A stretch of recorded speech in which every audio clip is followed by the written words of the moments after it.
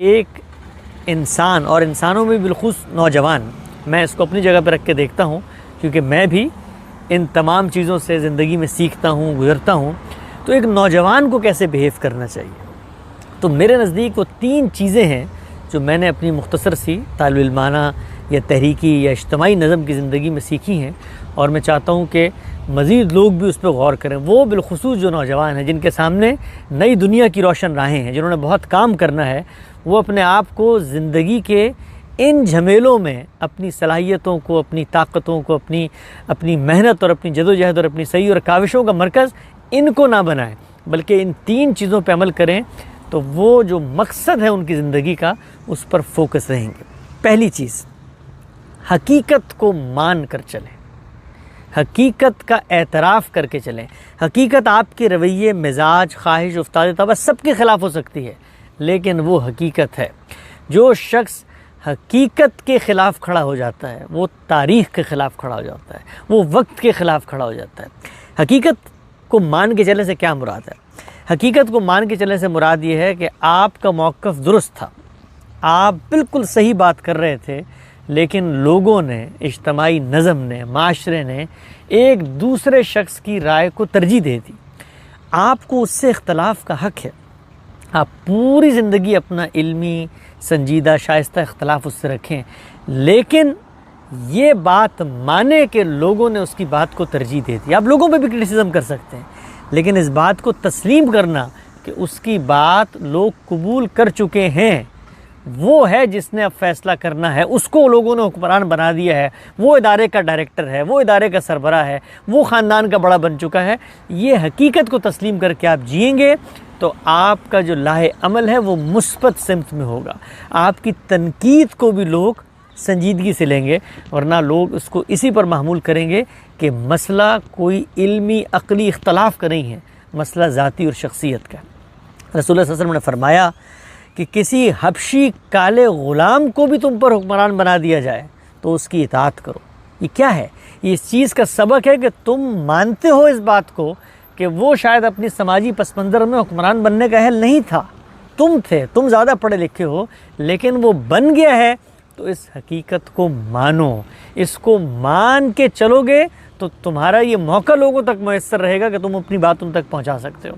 تو دنیا کے اندر آپ یہ دیکھیں، میں کبھی کبھی اس مومنٹ کو محسوس کرتا ہوں، اور بڑی کروشل مومنٹ ہوتی ہے، اور یہ مومنٹ جو ہے صرف سیاستدانوں کے پاس ہی اتنا ظرف موجود ہے کہ وہ اس کا اظہار کرتے ہیں کہ جس وقت آپ دیکھیں الیکشنز ہوتے ہیں تو الیکشن سے پہلے سیاستدان ایک دوسرے کے خلاف برس ہا برس کی کمپیننگ کر رہے ہوتے ہیں کہ دیکھو یہ تو ایسا آدمی، وہ تو ویسا آدمی ہے. لیکن جس وقت الیکشن کا رزلٹ آتا ہے، وہی پارٹی کا سربراہ پوری قوم کے سامنے کھڑے ہو کر کہہ رہا ہوتا ہے کہ میں شکست تسلیم کرتا ہوں، آج سے اس ملک کا یہ وزیر اعظم ہے. یہ کس چیز کا اظہار ہے؟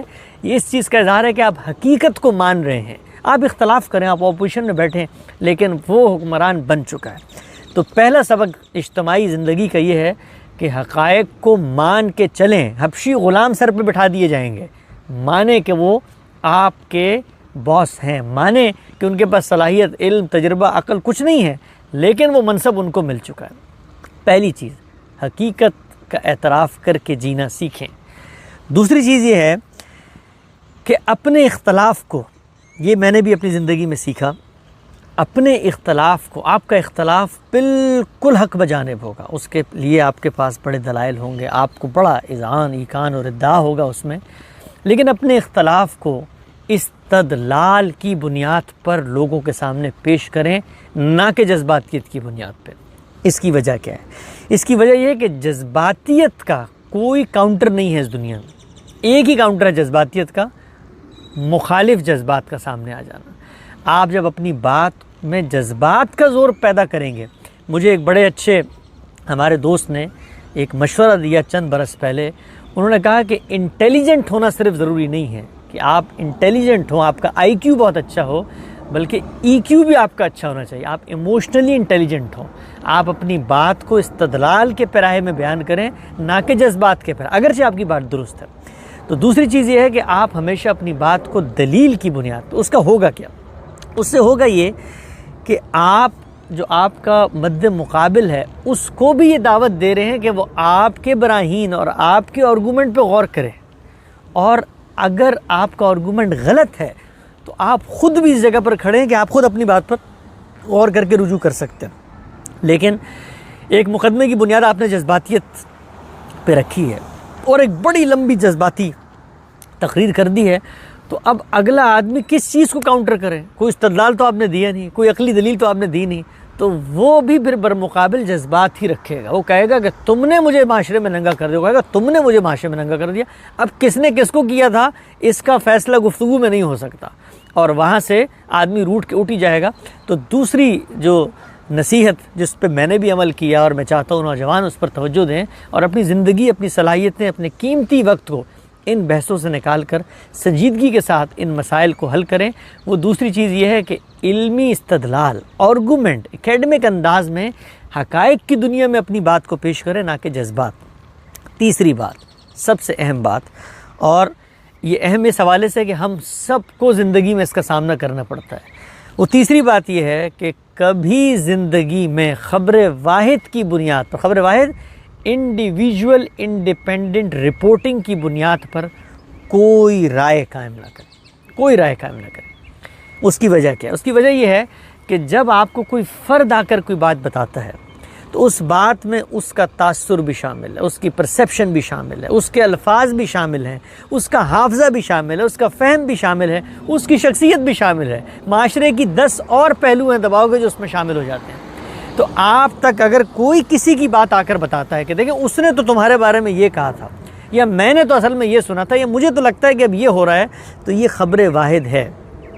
اس سے زیادہ کمزور ذریعہ علم جس کی بنیاد پر آپ فیصلہ کر سکتے ہیں کائنات میں موجود نہیں ہے. تو انڈیپینڈنٹ انڈیویجول رپورٹنگ کی بنیاد پر لوگوں کے ساتھ اپنے تعلقات, اداروں کے ساتھ اپنے معاملات, اور خاندان کے اندر رویے اور مزاج کے جو مراسم ہیں ان کو کبھی طے نہیں کرنا چاہیے.